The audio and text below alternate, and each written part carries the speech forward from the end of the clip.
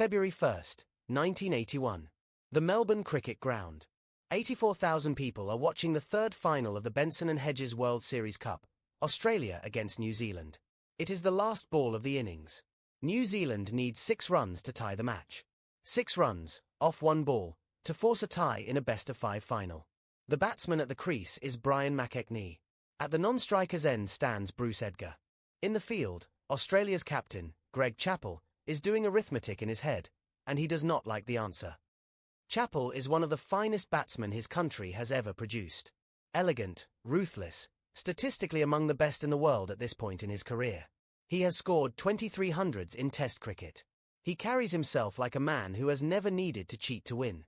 But right now, standing at mid-off with the last ball of the match in his hands, he is about to make a decision that will follow him for the rest of his life. The bowler is his own brother, Trevor Chappell. Younger, less experienced, a part-time bowler pressed into an impossible position. New Zealand needs a 6. A 6 off any normal delivery is difficult but not impossible. McKechnie has the bat speed, the ground is big but not enormous, and everyone in the stadium knows it. Greg Chappell walks toward his brother. He says 4 words that will end up in newspapers on the other side of the world. Bowl it underarm. Underarm bowling. A delivery rolled along the ground like a bowl shot, not a cricket ball at all in spirit, technically not illegal under the laws of the game in 1981, but abandoned by every serious cricketer decades earlier because it strips the batsman of any chance to play a shot. You cannot hit a ball that never leaves the ground for 6. You cannot hit it for 4. You can barely hit it at all. Trevor Chappell does not want to do this. He hesitates. He looks at his captain. Greg Chappell repeats the instruction, more firmly this time. Trevor turns back to face the batsman, and instead of running in to bowl the way he has done 10,000 times before in his life, he crouches, draws his arm back low, and rolls the ball along the turf toward Brian McKechnie. McKechnie has no shot to play. He blocks the ball with the toe of his bat out of pure reflex, more to stop it hitting his stumps than anything else. And then he does something that will become the single most replayed image of the entire incident. He throws his bat away in disgust, arcing it across the pitch, and walks off shaking his head. The match is over. Australia has won. And nobody in that stadium, on either side, thinks anything has actually been won at all.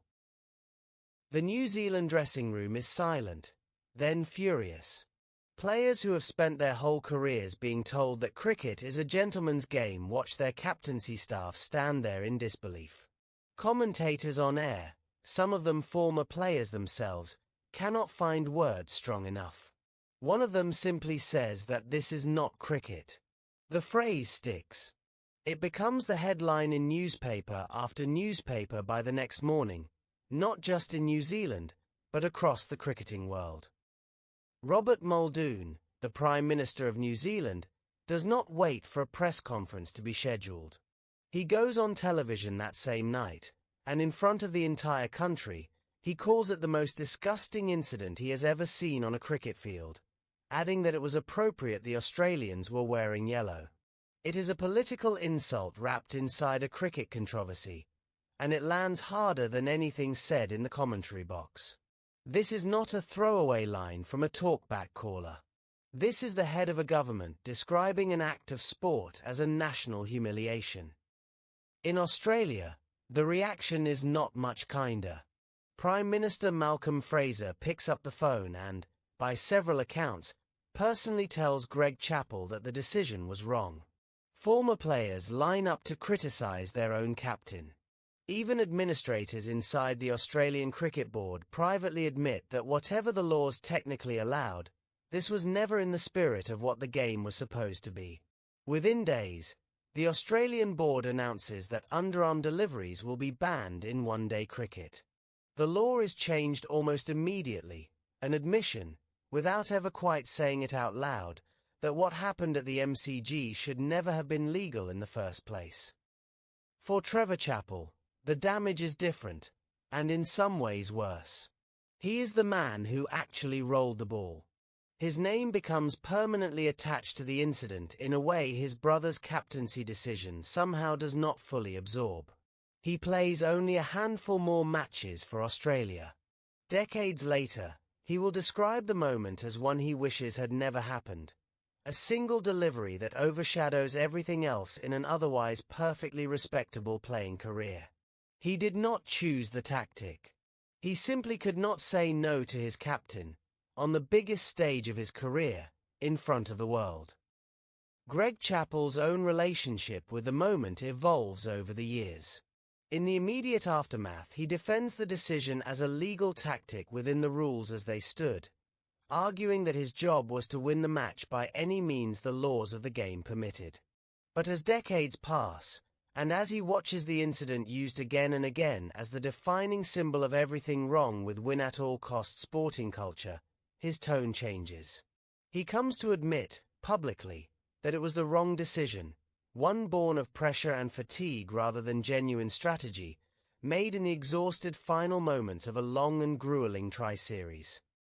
The diplomatic fallout lingers for years. New Zealand and Australia have one of the most good-natured sporting rivalries in the world, built on decades of shared history and mutual respect across rugby, cricket, and nearly every code in between. But for a period after February 1981, the underarm incident becomes shorthand in both countries for something deeper. A suspicion, however unfair, that Australian sport would bend the rules to breaking point if it meant winning. New Zealanders invoke it for years afterward whenever an Australian team is accused of gamesmanship. It becomes cultural reference point, a punchline, and a genuine grievance all at once. What makes the story endure is not really about cricket at all. It is about the razor-thin line between what is legal and what is right.